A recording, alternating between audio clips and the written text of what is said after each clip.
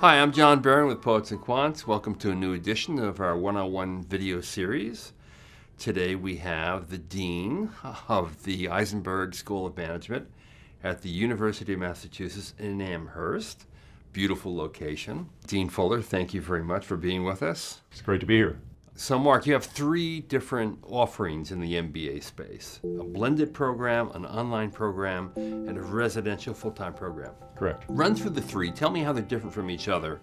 And give us a sense of the size of each of them. We have the full-time program, which is a smaller, deliberately smaller program, probably about 40 people coming in each year into that program. So a very tight, close-knit community. The second program is what we think of, in some cases, the blended program, but really that's where they might attend some classes in one of our satellite locations, Boston, Shrewsbury, Springfield, but they can also supplement those courses through our online program. So it's like a 25-75 split. Exactly. Great. Probably has 100 students in it. And then the largest program is our online program. That has about 1,300 students. We have 350 physicians in that program, so it's a very unique student population, very experienced student population. And you could do that program in as short as 18 months or as long as 5 years. What's the average? Probably about 3.5 years. As you say, we try to cap it off at about 5 years. We want people making progress. Right. But if you have the time to do so, you could get out in about 18 months. And we also have with us today Alexandra Maider, who is a second-year student at the Eisenberg School in the full-time MBA program. Welcome. Thank you. So Alexandra, what is the MBA experience like at Eisenberg? It's a really interesting experience because I did my undergrad at McGill, which is a huge school, and I graduated in a class of thousands. And so my experience at Eisenberg is really intimate. It's extremely interpersonal and team-oriented, and we really help each other through this program. Now, given the fact that it's such a small program, you're one of 40 students in your class, Yes. right? In the full-time residential program. I imagine that it's pretty handcrafted. In other words, you can customize this to your liking. Definitely. So give me a sense for how you've done that for yourself. In the first year, it's really the extracurriculars that you get involved in, the faculty you choose to spend extra time with, the fellowship opportunity that you pursue. But in my second year, I'm really looking to take electives that are more focused on my career path. Take classes outside of the Eisenberg School of Management, and I'm actually exploring the public policy sphere, so I'm definitely handcrafting it to be what I want it to be. We don't do off-the-rack MBA.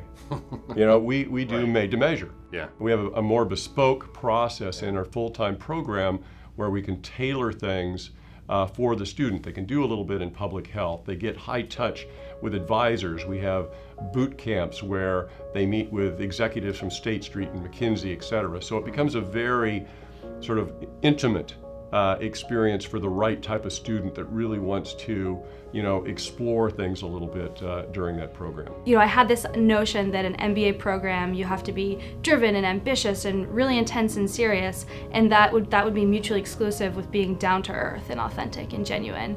And I think at Eisenberg, those two things go hand in hand. What advice do you give someone who's thinking about getting an MBA? When do they choose the online program? When do they choose a residential program? The full-time people are in many cases coming in for career shifts, right? Whereas the online student is coming in for career enhancement. Gone are the days where you can just sort of practice being a doctor. You have to be, you know, a business person as well. Right. And so gaining those sorts of additional skills in, you know, large hospitals, et cetera, where you can apply principles of management, leadership, accounting are very important. And so I think the outcomes for an online student where they may be enhancing their current thing are to see exactly those sorts of abilities to transcend into the healthcare market.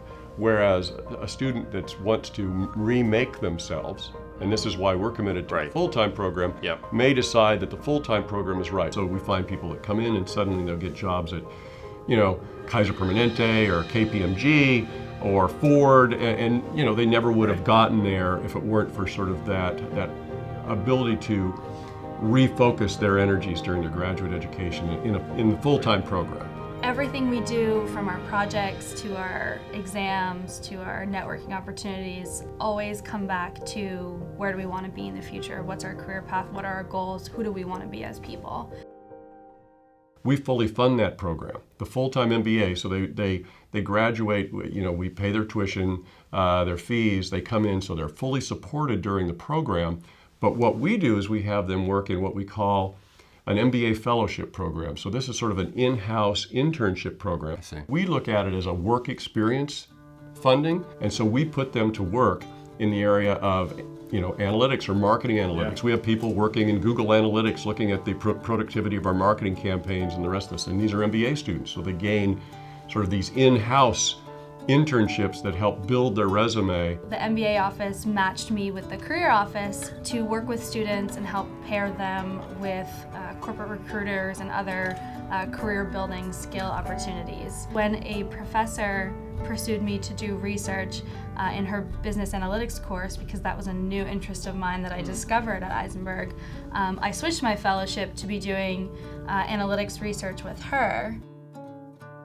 What's the online experience really like? It's like our experience in the full-time and these blended programs. We wanted to align those programs. We wanted them to be, sort of synergistic with one another. Same faculty flowing across both in many cases. Class sizes remain the same. The curriculum is very similar. It's just how you interact sometimes, whether it's a face-to-face interaction or an online interaction. My schedule can be really hectic with my fellowship. I'm involved in clubs. So I've actually taken a couple courses blended, both in class and online. One class that we all took online incorporated video, lecture, interactive activities, quizzes, tests. She kind of ran the gamut of all the different learning experiences, all online, and that brought us all up to speed on where she wanted us to be by the first day of school in terms of our accounting preparation. Well, that's a great endorsement from a poet. I never thought I would like accounting, but I think it's because of that online preparation that I felt confident walking in the room. Now, do you have any other advice for young women about going into a business school where they are the minority? Well, my advice is shop around. If you shop around and find that Eisenberg is a good fit for you for other reasons, you're also going to find that they truly care about the opinions and the success of women. And Massachusetts is one of the top innovation and entrepreneurship states in the nation. And one of the nice things about being in a big Research One university like the University of Massachusetts is you do have computer science, a nationally ranked computer science program, and communications and public health. And so education, right, one of the top education programs in the country. And so our students have the ability to not just do their MBA, but they can also participate in this broader community of knowledge on the campus level. And that is a unique positioning, I think, for us versus a lot of the, if you will, the smaller privates in the state and outside the state. Dean Fuller, thank you very much. Thank you. This is John Byrne with Poets and Quants. Thanks for watching.